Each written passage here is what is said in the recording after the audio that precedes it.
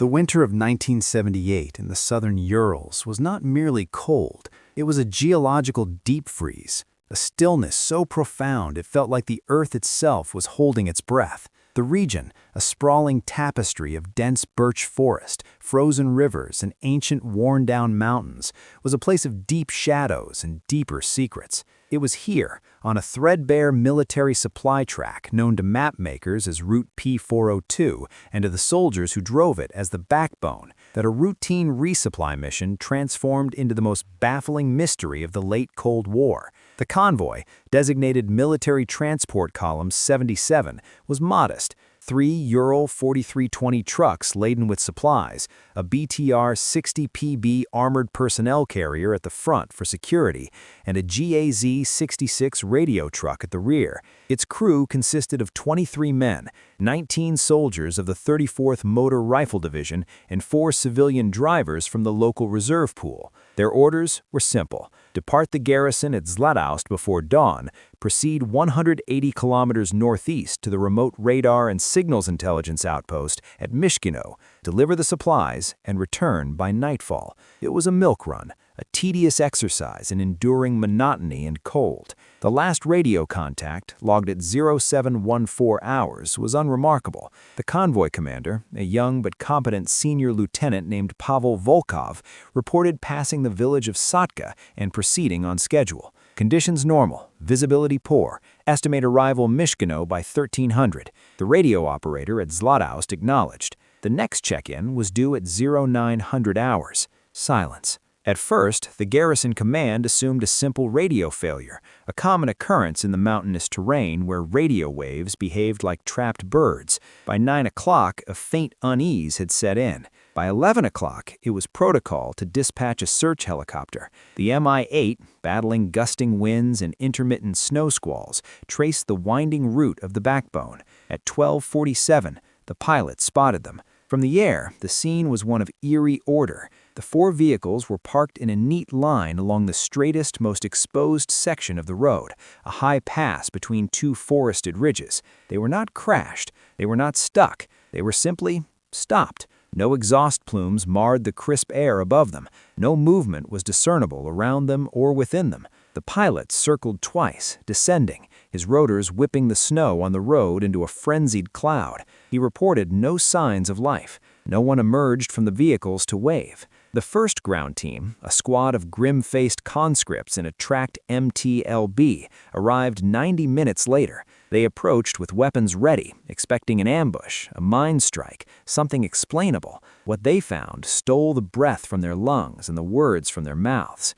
The vehicles were intact, perfectly so.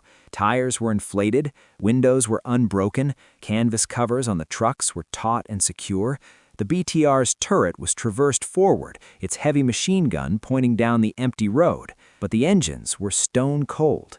When a soldier tried the door of the lead Ural, it opened with a stiff creak. Inside, the driver was slumped over the wheel, his eyes open, his face a mask of pale, frozen calm. In the back, 2 more soldiers were seated against the ribbed metal walls, their heads tilted back as if in sleep, their parkas dusted with frost from their own final exhalations. It was the same in every vehicle. Men sat or lay where they had been moments before death, drivers at wheels, a radio operator with a headset half off his ear, soldiers in the BTR's troop compartment. There was no blood. No bullet holes stitched the vehicle's flanks, no scorch marks from explosives. Weapons, AK-74 rifles and Makarov pistols, remained secured in their racks, untouched. It was a tableau of sudden, absolute cessation. The search team sergeant, a veteran of border skirmishes in the Far East, would later tell his debriefer, his hands trembling slightly around a cigarette.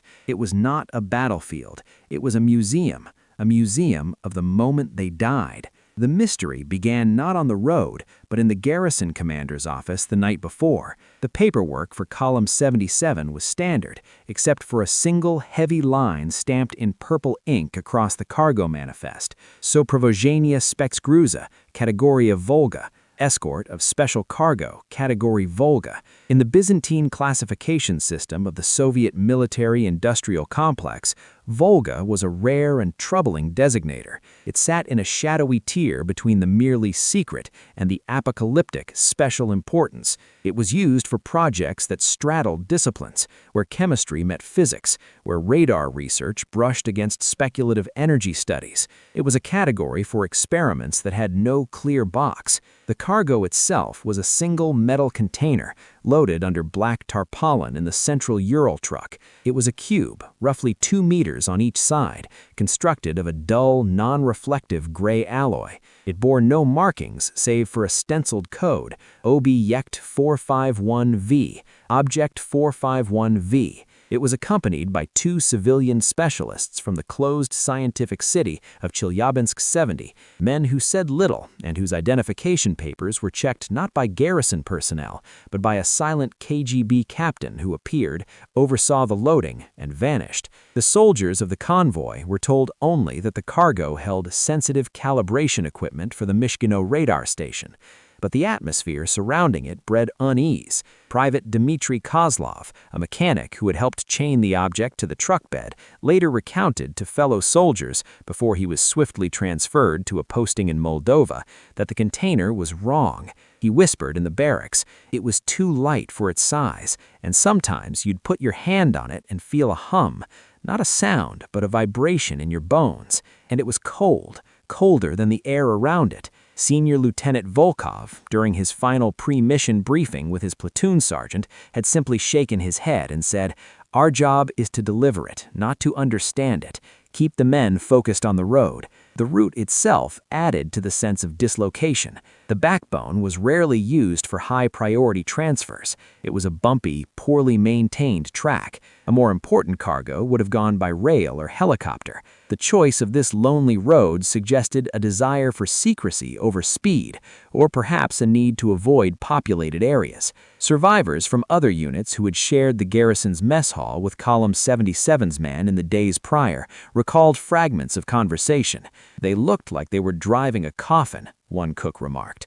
Another soldier said he heard 2 of the drivers arguing softly about bad luck and cursed freight. The mission, in the words of a cynical political officer who was not on the convoy, felt like a test, not a test of men, but of something else, and they were the lab rats. The investigation that descended on the high pass was a multi-headed beast, comprising military police, KGB field investigators, and a hastily assembled team of specialists from the Ministry of Defense's main military medical directorate. They worked under a sky that had cleared to a hard, brittle blue, the sun offering light but no warmth. The scene continued to surrender only contradictions. Investigators moved through the vehicles like archaeologists in a perfectly preserved tomb. Weapons were still locked in transport racks, their serial numbers dutifully recorded, their bolts frozen in the greased position, unfired. Radios were untouched. The set in the GAZ-66 was still tuned to the garrison frequency, its power switch in the on position. A half-completed Morse code practice tape was in the recorder. Supply crates of rations, spare parts, and fuel cans were unbroken, their seals intact. The absence of external evidence was absolute. No tracks of attackers marred the snow surrounding the road for 50 meters in any direction. No shell casings glittered in the frost. No disturbed earth indicated mines or explosives. No footprints circled the vehicles except those of the search team. It was as if the convoy had driven into a vacuum, a sterile bubble where only death could enter. Environmental sensors were brought in. Geiger counters clicked lazily, showing only background radiation levels endemic to the Ural Mountains. Chemical detection papers remained unchanged, showing no traces of nerve or blister agents. Samples of snow and air were collected in sterile vials for later analysis, but the immediate readouts showed nothing anomalous. The forensic examination of the bodies was where logic truly broke down. The men were extracted with immense care and laid in rows on stretchers in a heated field tent. They showed no signs of trauma, no contusions, lacerations, or broken bones. Their skin was unblemished, save for the waxy pallor of death and the early signs of frostbite on exposed fingertips and ears. Their expressions were universally neutral. No grimaces of pain, no looks of terror, no wide-eyed surprise. They looked, in the words of the lead pathologist, Colonel Dr. Irina Sokolova, peaceful, as if they had been briefly, deeply thoughtful, and then simply ceased. Internal examinations, conducted in a mobile surgical unit, deepened the mystery. Toxicological screens found no evidence of poison, alcohol, or drugs. Blood gases were normal, ruling out suffocation. Major organs appeared healthy. There were no cerebral hemorrhages, no cardiac ruptures. It was as if the animating force within each man had been cleanly subtracted, leaving the machinery undamaged but utterly still. Dr. Sokolova, in her preliminary report, wrote a line that would later be redacted from all but the most classified versions. The etiology of death is consistent with a simultaneous systemic neurological and cardiopulmonary arrest of instantaneous onset. No causative agent or mechanism is identifiable.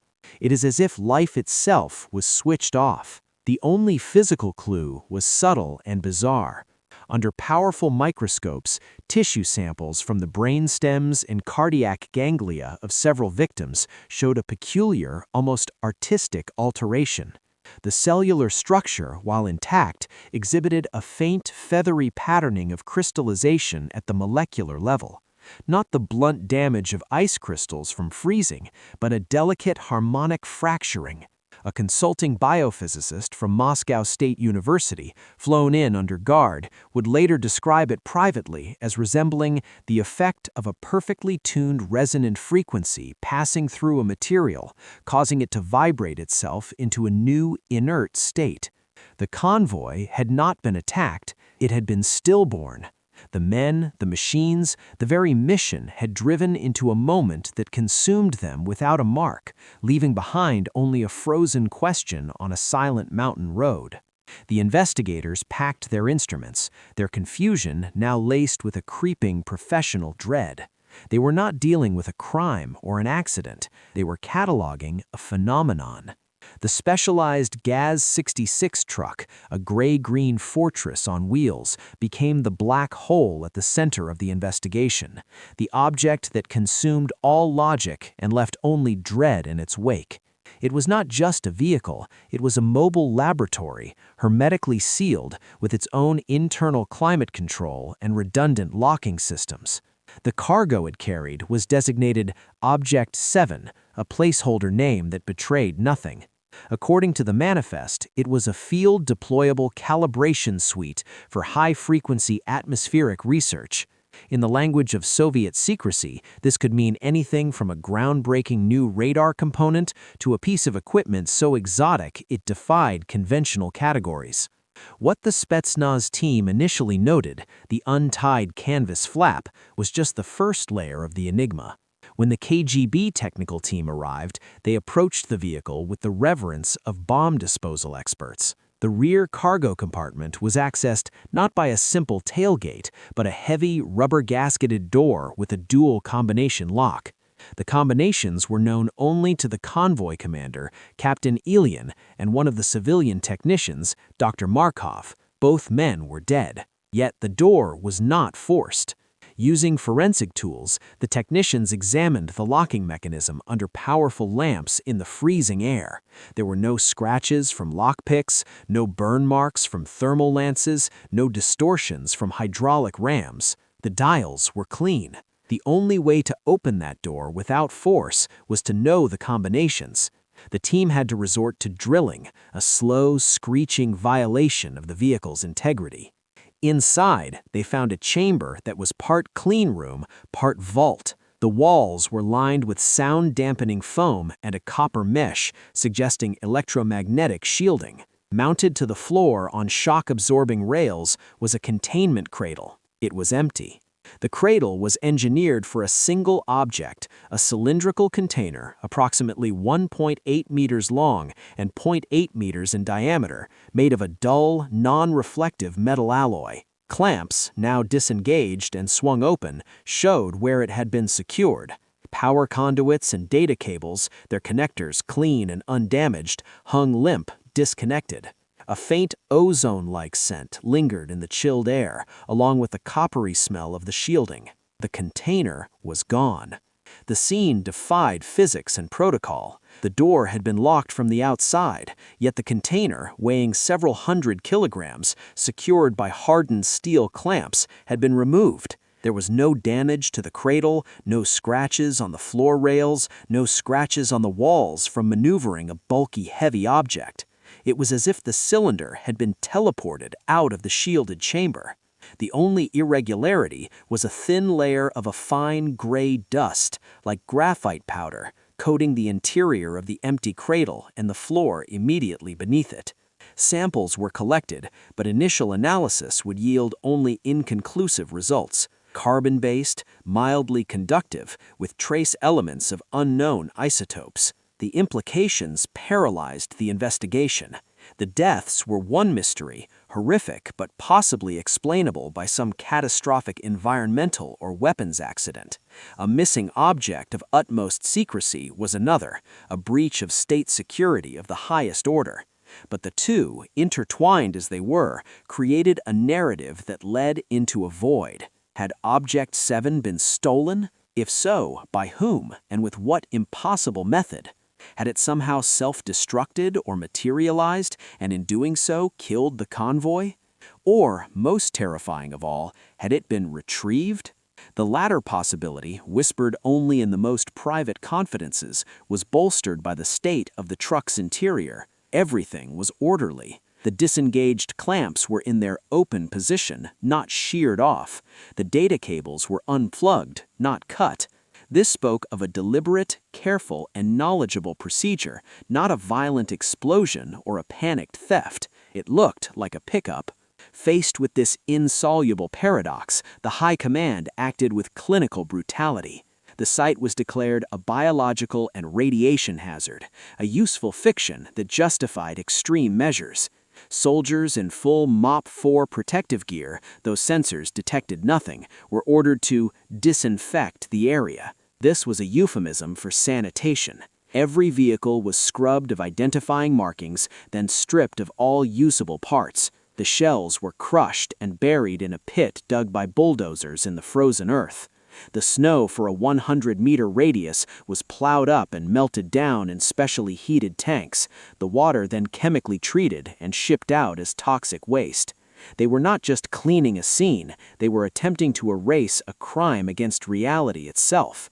The investigation report that was compiled was unlike any other. It contained no conclusions, only a catalog of impossibilities. It was stamped not with the usual secretno or even saversheno secretno, top secret, but the rarest and most definitive classification in the Soviet arsenal, osoboi vajnosti, of special importance. This marking placed it beyond the reach of standard archival review, even for most Politburo members. It signified that the information contained was not merely sensitive to state security, but was potentially destabilizing to the fundamental operational understanding of the world. It was filed in a vault whose location itself was a state secret, a Russian nesting doll of silence. Behind the sealed doors of the Institute of Experimental Physics at Autozamos 16 and within the soundproofed meeting rooms of the KGB's Scientific and Technical Directorate, the Soviet Union's brightest and most secretive minds grappled with the data. They were not police detectives, they were damage assessors for the known universe. The official line was oblivion, but privately they had to understand. 3 primary theories emerged, each more terrifying than the last, because each pointed to a frontier of science where control had been lost. The neurologists and biologists were baffled. They studied the tissue samples with the crystalline patterning. One dissenting report, quickly suppressed, suggested the patterning was consistent with exposure to a form of energy that caused coherent oscillation in cellular water molecules, effectively shaking the cells apart at a microscopic level without generating heat. It was a theory of death by resonant frequency, but it was just a theory, with no weapon system, natural or man-made, to pin it on. The meteorologists offered the most mundane, and thus most unsettling, possibility. They spoke of rare atmospheric events, clear air turbulence on an electromagnetic scale, or a localized, intense manifestation of the Earth's magnetic field anomalies known to exist in Siberia. Could a perfect storm of geomagnetic and weather conditions have, for 9 minutes, turned that stretch of road into a microwave oven tuned to human biology? It was a natural explanation, which made it both comforting and utterly terrifying, for it meant the very atmosphere of the motherland could, without warning, turn lethal. Commissia Morose deliberated for 3 months. Its final report was a masterpiece of obfuscation. It stated that the soldiers of Unit 452 had perished in the line of duty due to a combination of extreme environmental factors and an unforeseen technical anomaly associated with experimental equipment. The cause of death was officially listed as acute cardiorespiratory failure induced by severe climatic stress. The EMF graph, the pinned needle, the crystalline tissue samples, all were classified as instrument error and post-mortem freezing artifacts. The report was stamped "Ovyachaishi Vajnosti," of utmost importance, and filed in a vault belonging to the KGB's first chief directorate, where it would gather dust alongside files on UFO sightings and psychic research. The panic was not resolved, it was merely contained, bottled under layers of top-secret stamps and official lies. The truth was, the Soviet Union, a state that prided itself on knowing everything and controlling everything, had been confronted with an event it could not explain, could not attribute to an enemy, and could not defend against. The silence that fell over Supply Route 77 was not just the absence of sound, it was the sound of a superpower swallowing a scream, choosing the comfort of a sanctioned fiction over the terrifying void of an unanswered question. The convoy remained, for them, a frozen monument not to an enemy's malice, but to the limits of their own understanding, a mystery buried not in the Siberian permafrost, but in the cold, deep archives of a state that feared the unknown more than any NATO bomb. The silence imposed from Moscow was absolute, but beneath it, in the dimly lit corridors of military academies, in the smoky corners of officers' clubs from Vladivostok to Kaliningrad, a low rumble of speculation began. The official line, acute cardiorespiratory failure induced by extreme environmental factors, was a transparent fiction, an insult to the intelligence of every soldier who had ever endured a Siberian winter. Men did not simply drop dead in unison from the cold, especially not men inside heated vehicles, dressed in Arctic-grade gear, with engines still warm. The rumor mill, fueled by the terrified whispers of the Spetsnaz who had first witnessed the scene and the haunted looks of the medical staff, began to grind out darker, more convoluted theories. The first and most persistent rumor centered on the classified cargo. The men had been transporting components for the Rosres radar, a system whispered to use entirely new principles of emission, pushing into exotic frequencies. Had there been a containment failure, a leak of some radioactive isotope or chemical compound so advanced it left no trace? Perhaps a stealthy, odorless nerve agent developed in the laboratories of Biopreparat, the Soviet bioweapons program, had accidentally been present. But this theory crumbled against the forensics. There were no chemical signatures, no cellular damage consistent with known agents, and most damningly, the civilian technicians, the men most likely to have been handling such materials, were found in the same state as the drivers and infantrymen. A leak would have shown a gradient of exposure, not a perfect simultaneous extinction. The second theory ventured into the realm of the atmospheric. Siberia is a land of profound and strange geophysical phenomena. The region is laced with powerful magnetic anomalies. The Tunguska event still loomed large in the collective memory. Perhaps the convoy had driven into a suddenly forming geomagnetic bubble, a pocket of intensely distorted space where the Earth's natural magnetic field lines kinked and concentrated, scrambling the bioelectrical signals of the brain and heart. It was a theory of death by resonant frequency, yet again the lack of physical damage was the stumbling block. Ball lightning scorched, plasma arced, the pristine snow, the unmarked vehicles, the untouched uniforms, all argued against a violent energy release. The third and most sinister theory whispered of a failed weapons test. This was the darkest thought, the one that spoke to the heart of the system's paranoia. What if the convoy itself was the target? What if the Rosres components were not the cargo but the bait? The theory posited that the Soviet Union had been developing a new form of directed energy weapon, a microwave emitter, an infrasound projector, a psychotronic device designed to induce incapacitation or death at a distance. The remote Siberian wilderness would be the perfect testing ground. Perhaps Unit 452 had been deliberately sent into a live field trial of a system designed to disable NATO crews without damaging equipment. Something had gone wrong. The setting had been too high, the exposure too long. The pinned EMF meter was the key piece of evidence for this camp. It had recorded the weapon's footprint. This theory explained the simultaneity of death and the lack of physical damage, but it raised monstrous, unanswerable questions.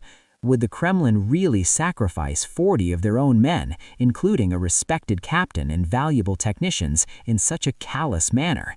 And if so, why leave the evidence, the convoy, the bodies, the meter, to be found? A cleanup team would have been simpler. The theory painted a picture of such profound, nihilistic incompetence that even the most cynical officers struggled to accept it. Yet all these theories, from the chemical to the atmospheric to the conspiratorial, shattered against the one immovable crystalline fact, the absolute absence of damage. This was not a scene of violence. It was a scene of cessation. Theories could explain death, but they could not explain the perfect preservation, the interrupted moments, the sense of a pause button being hit on reality itself. The playing cards fanned out, the half-smoked cigarette, the steaming tea frozen mid-cooling. These details argued against panic, against agony, against any process that took measurable time. This pointed to an effect that was not just lethal, but instantaneous and all-encompassing, something that operated on a timescale faster than human nerve conduction, something that left the material world untouched while deleting the animating spark within it.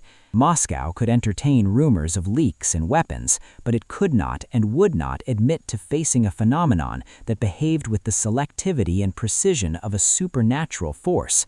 To do so would be to acknowledge a vulnerability beyond the scope of 5-year plans and missile shields. Amid the chaos of the investigation, one truck stood apart, the Gaz-66 carrying the Rosres components. It had been the focus of Professor Lysenko's terrified interest due to the EMF meter. Once the initial forensics were complete, a specialized KGB technical team, reporting directly to Commissia Morose, took custody of it. They worked with the methodical, paranoid care of men handling a live bomb. The manifest, signed by the KGB officer at Kodinsk, listed 6 items: 3 crates of waveguide amplifiers, 2 crates of frequency-agile magnetron units, and 1 crate of calibration and diagnostic modules.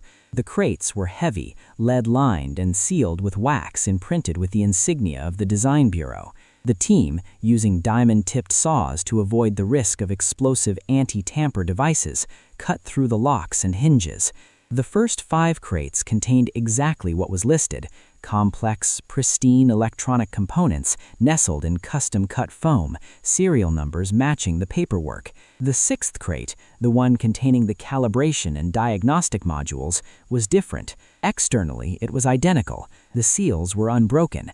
The weight, as recorded on the original loading dock sheet, was correct. But when the lid was pried open, the interior told a different story. The foam had been custom-fitted for a single central object, a cylindrical container, approximately 1 meter long and 30 centimeters in diameter. The impression in the foam was crisp and deep, but the cylinder was gone.